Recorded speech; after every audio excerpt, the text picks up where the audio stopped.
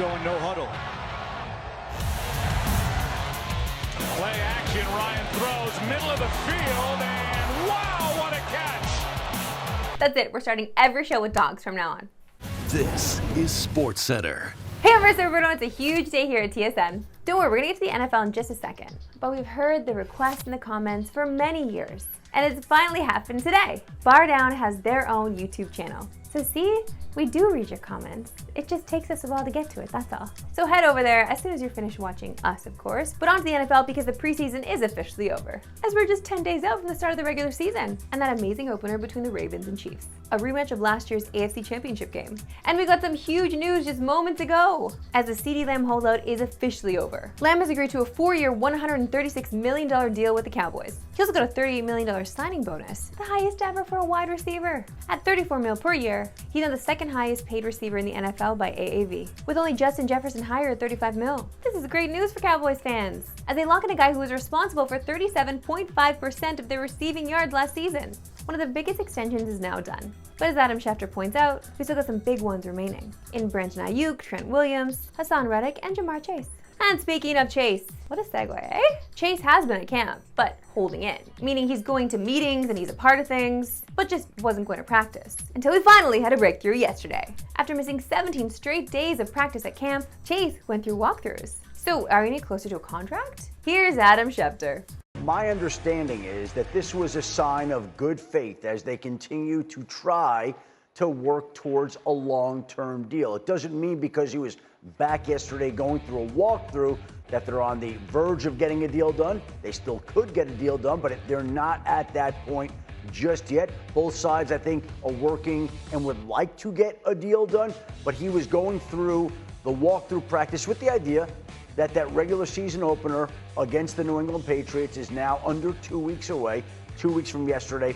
And so he's starting to ramp back up. And the big NFL news keeps coming, as the Cleveland Browns are putting running back Nick Chubb on the PUP list to start the season, which means he will officially miss the first 4 games of the year. Chubb tore his ACL, MCL, and meniscus in week 2 last year, and will remain on the shelf as he continues to rehab. To baseball, what Aaron Judge has done this season is absolutely ridiculous, as he went yard twice yesterday, which puts him at 51 home runs on the season. He became just the 5th player in MLB history with 3 or more 50 home run seasons, joining legends like Babe Ruth, Mark McGwire, Sammy Sosa, who all did it 4 times, and A-Rod, who did it 3 times. Barry Bonds, who has the MLB record of 73 home runs in a single season, only hit 50 home runs once. So that really does show just how remarkably consistent Judge has been. Now this stat is pretty crazy as well, as 27 of his 51 home runs would have been home runs in every park. That's 52.9% no doubters, which is a ridiculous percentage. Now comparing his pace to 2022, when he set the AL record with 62 home runs, he had the same number of home runs at this point, but he's actually on pace to hit 63 if he plays the remainder of his games. And at this pace for his career, who knows where he could end up, as he now has 308 career home runs, 29 more than any other player in their first 1,000 games. And oh yeah, it was his 964th game. Props to Sarah Langs on Twitter, who tweets that with every Judge home run. Listen, we don't like pumping the Yankees tires around this show, okay? So the fact that we're talking about this means it's a big deal. 10 out my favorite segment and yours that we love sports today. Why we love sports today. Look, we love bat dogs, but sometimes it doesn't always work out the way you'd hope. Like this video from the Clearwater Thrashers and their new bat dog, Lily.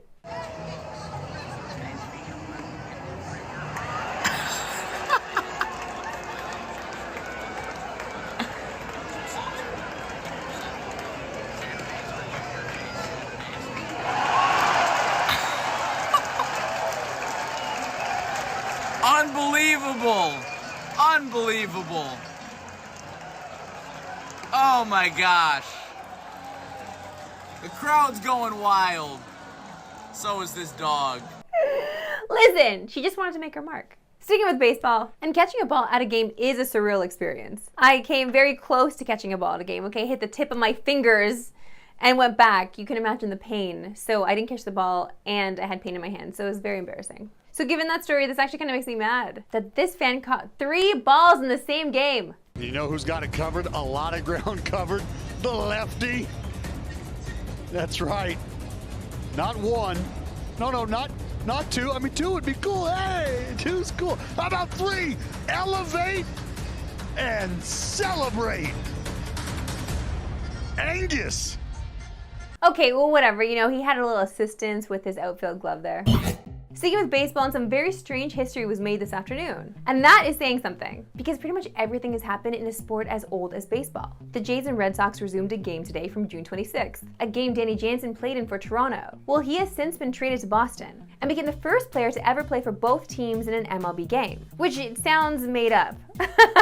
But it's not. And this is where things get even weirder. He was actually catching against his own pinch hitter, which is, I don't know, how would you feel about that? Is this meta? Is this like, I don't know, you're in a simulation? What's going on in his mind right now? And in case you were wondering, the player who pinch hit for Jansen, Dalton Varsho, struck out swinging, while Jansen himself played catcher. And if you think you're confused now, go look at the box score. Yeah, the simulation had some fun cooking this one up. We've seen a lot of money spent this NHL offseason. In fact, this July 1st. So $1 billion spent to open free agency. That's the first time it's ever happened in NHL history. Also sad to see that tweet from Cap Friendly, rest in peace.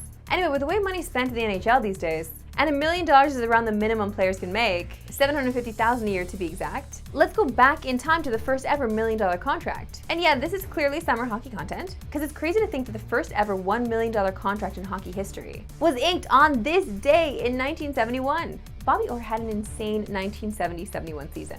Orr put up 139 points, a league record for a defenseman. And to award him, the Bruins signed him to a 5-year deal at $200,000 per season, making him the first ever $1 million player. And to reward the city of Boston, they went on to win the cup the next season. If only all the deals in the NHL worked out that way today, eh? And yeah, that makes Bobby Orr the first ever NHL $1 million baby. That's all for Radio Pacific and Rock Feature. No Pacific! Have a good one.